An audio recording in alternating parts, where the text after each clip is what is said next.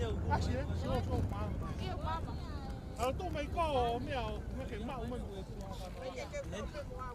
cái thôi mèo đi coi cái mèo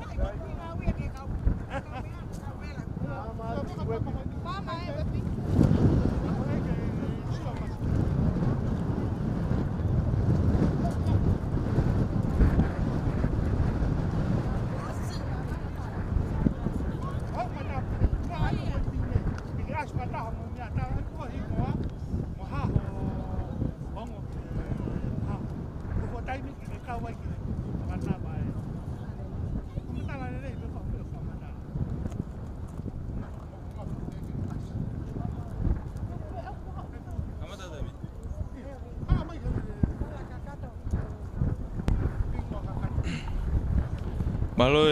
tama ke pongpongin ke viafin ngata ke mau mama tama pe ko te wa kene te pokanava ko kuingoa ko wepi hefa me rotofo ha pai ko ko fa inu tu ha pai ai o ku mau fufefia o pito nga ko mau te mau ha ta impehen ke mau te ka vata hai mo fa ta ko wa ko te wa ke ko te pokanava ka mau mama tama pe ai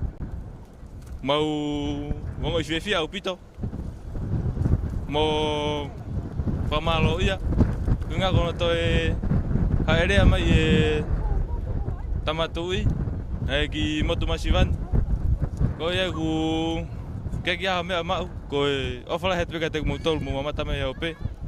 ko ia pe ki rea malo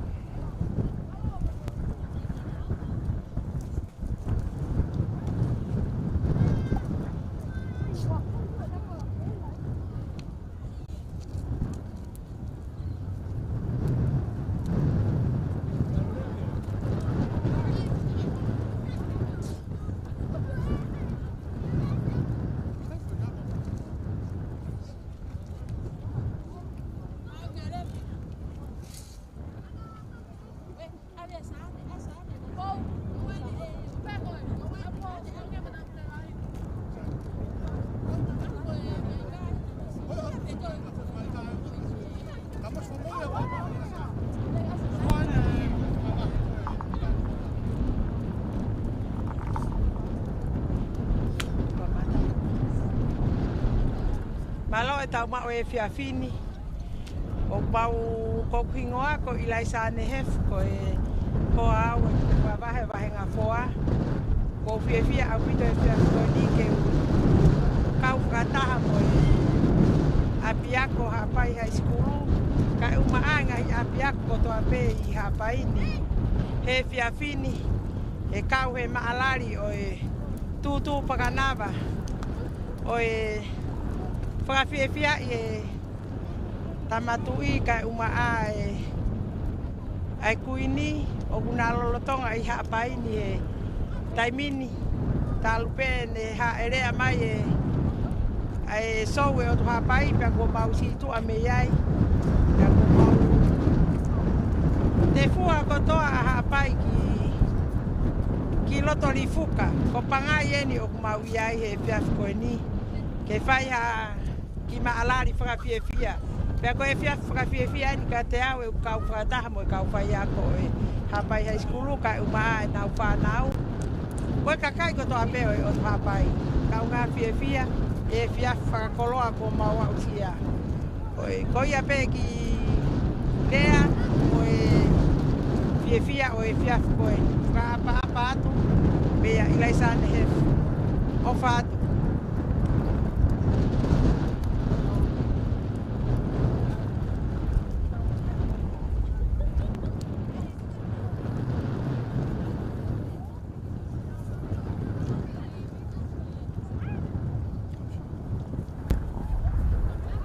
Ai ko mo wakai mai motor ko tope kan lele motor ko tope o be mai tapake ke kolope ka a tonga ni ka pe ki to preanga mo wakai mai pe ki he me mai pe ki he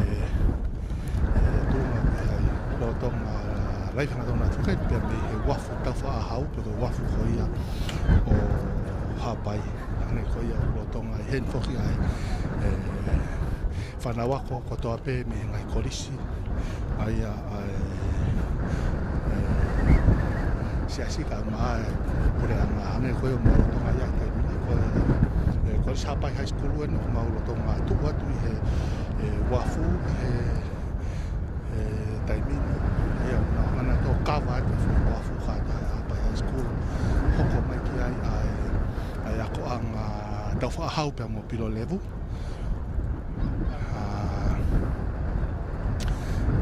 ai ako na tolo tau potaha ki he pasi ko ia ko tau akupulu ia i he tawhaki whakatonga oku ia koliso se fo oku mau heni hapai high school kai maa ako anga ko ia sesto kai kola ia kalaisi korisi ko ia ofa moni fa pito tunga ko ia tutu panawa i e fini pe kai ngata pe i he whanawa ko kau mai ke ai matua uia pe ko popo ki he malari ko ia o malari whaale ngoe hanganaki ko ia te waki a pongpongina hufi ko ia o holo tolu afe holo ko ia o tongoleleka ai hufi e ni afio ko malari ko ia o fefini ai ko ki hoa tutu panawanya ai ko ya fofua ko hoa na eta ya kahilia osile wa hoa tutu panawani pe foka tu ai fanawa ko ka uma ngai matua yo na o ngai taktaha fo tu ama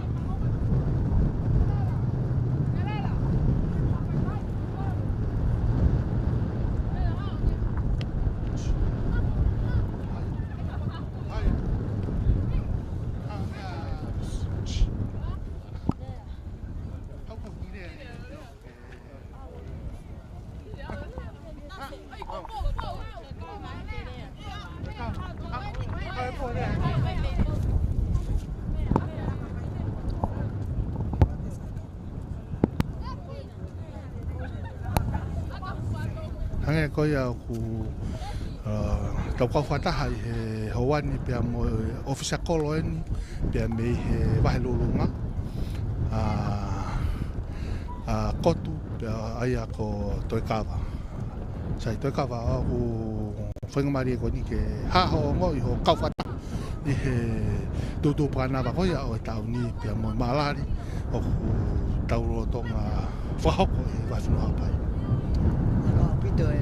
puke whainga maari e koe ni. Ko maua whia lahi au pito he whia whini ku kaunga kau whakata. Pea oi whanau wako a haapai i he tūtū pakanawa pea ku whakahistoria au pito. Ko lawa mai me i kotu o hao kaunga kau whakata pea mo e tūtū pakanawa e whanau wako o haapai paku. Ongo i ko maa whana mo whia lahi au pito. E ku siofia e ki whanau wako ai mahuinga ai henia tau tuki e whiawhini ke whai a whiawhia e whanau o whakahoko ake tūtū pakanawa pa kuai ai whakaamu ke hako tuku whanua ke nau puke ai lelei koe ni mo puke ai maa whanau ku lolotonga i ai a haapai i he lolotonga ni koe a peitua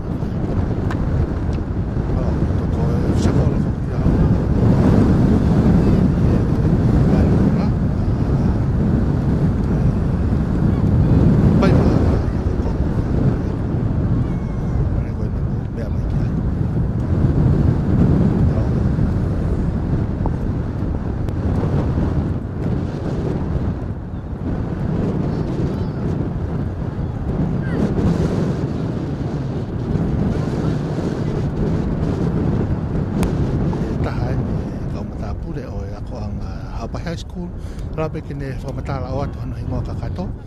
pia pehe ki he kotahani ke haa ni ngoi ki he ne kau ki he tutu pakanawa o e taku wafe wa tolo. Malo pede mau whanga marie, ko kingoa ko tupo takataka, ko ku hao me pangai hapai, pa ko whewhiala hapito ke ukau ke programa tutu pakanawa e wana wa tolu. Kau e ha programa whakalata mon ke mo ui. Ke ngā whaka hoku kake whakahau ko whakahau mo pehe tau kau kake o tu o taha mau pe. Ka kou whewhiala hapito pe ke ukau whakataha mi whakatoko ua mi whakatonga ane o hapai. Ko ngā ko no whakahau ko e tutu pakanawa ko mo mea e me pe ke he whakatonga ko ni nau whiawhia ke nau kau mai nengo e lahe ngahi whatongia ku e he whaf ko ni ka ku he ka mea ke nau no whai po ha ko nau ha upe ko ngā ko whafufunga ko ngā ko i heni e nea whio ko maha o whalea te mo tōru ko e peki a malo.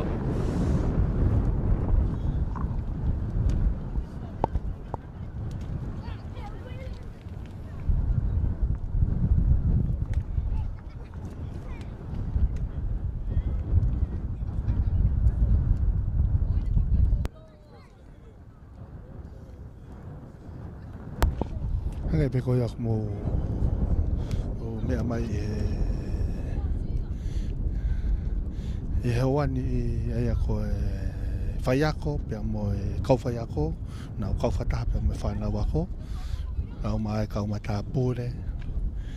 na pe ke matua ta whanau o ia o hoa tutu pakanawa ko ia ia whahau ko te pe me he wafu tau whahau ko e ki foi tuanga tapo tahena ko ia te au ko e viu lele i tahain o kune lawa ke ne mau katoa ai ngai whitu whahau ko e tutu pakanawa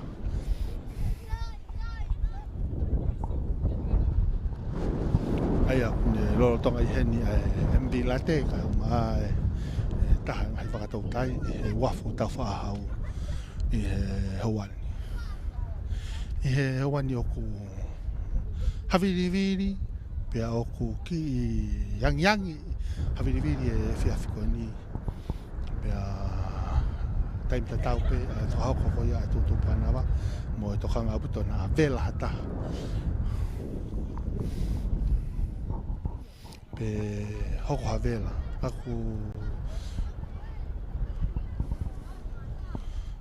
whawhawha aputo ai haa mai ai tutu panawa i he matatahi ia mo wakai mai e taimini ai ako e wafu weni hanga hoko mai ai e wafu e sotia kai pehe ki he whanga ko ia ko o latau i hapai pea hai aku hanga mai ki ai na whaanga ko ia o whai na whaanga e Kovana ma office Kovana pehe ki he aptanga polisi ngahi ngawea ngai au ku na whiunga tonu pea mo e tutu pakanawa o e whiawhi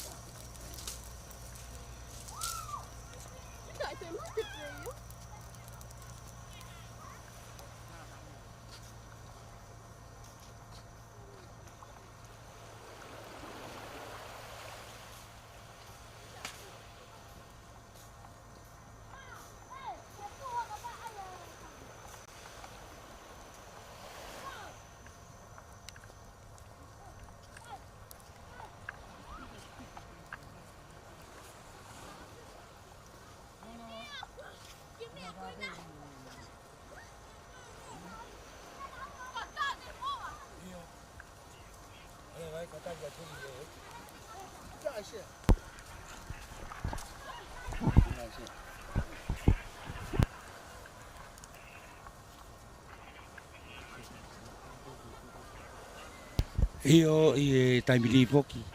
kei hoko ko tupe ai tu papa na ko ia o to hapai tatali ena avivio ai hangi ko fa mata ne kamata ha upe ko me pal mak ha ko ngata ngani ko ki api ako o fa mo ni ai sasi mo ia kalaisi ai una uheni i taimini ko ni kei mo i be na u ngahi yama ko na tolu ko tau pota hale vai ngai api ako pe ai mo feitu una uyai mantu na tau po mai malai ko malai kai fa vitai ko no kau i he ka ta mo fe ka fa ako mo fa na wa ko ni ko toa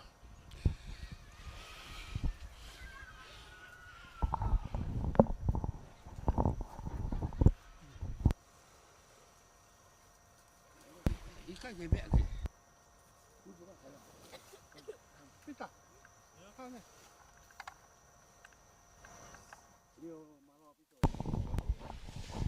kei hoko ka tupe ai mau tata kai holo pe he ngai feitu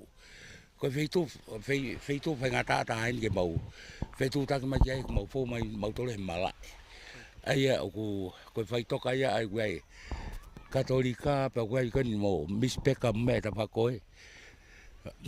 mispeka ka ku ai apia ko ni ai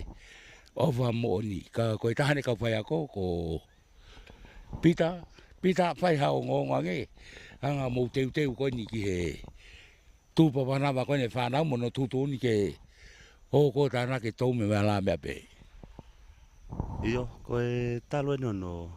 uki mai ne tu prana va pe tala lo pe ki fa nau ai pe nai a ho u na tala ki ai kai pe ko e a ho ni unga na tok mai no pu a peta pe ko ki fa nau pa te mo me ai pe mo lava mai au ko ke futo ko la hi pe ko mau me pe fai ko no finga ke frato to fe futa fa ki ko ni pe ko pa te mo va kai ko to la hi pe ki fa nau pe ko fai pe ko ki teu pe fa nau ai na tala mai ko ho wata pe ko si lava le le pe ko fai pe ai fie au nau na fie nau ka frata hai ta ko ni he tu prana va pita ko ta fo ke ni fa ki apia ko fo ta ko ni i ha pai nai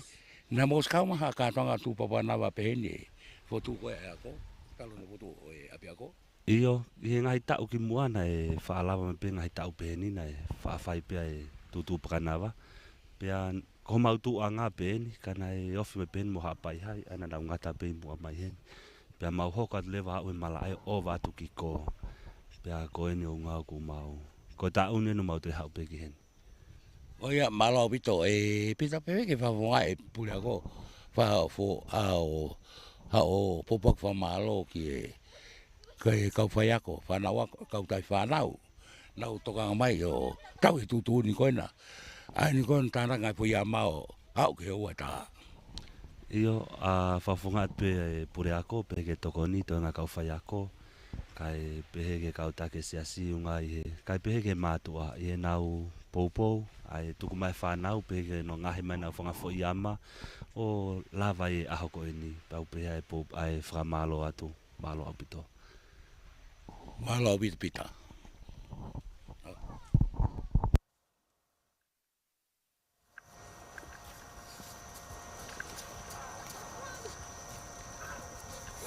malo sanu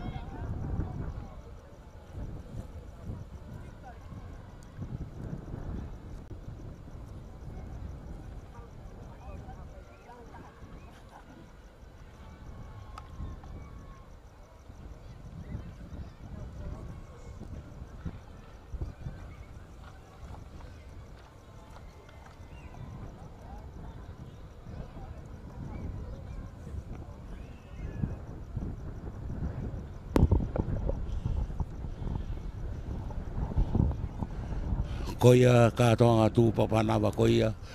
O e whiwhini e taltari koia e na awhiwhio. I foi one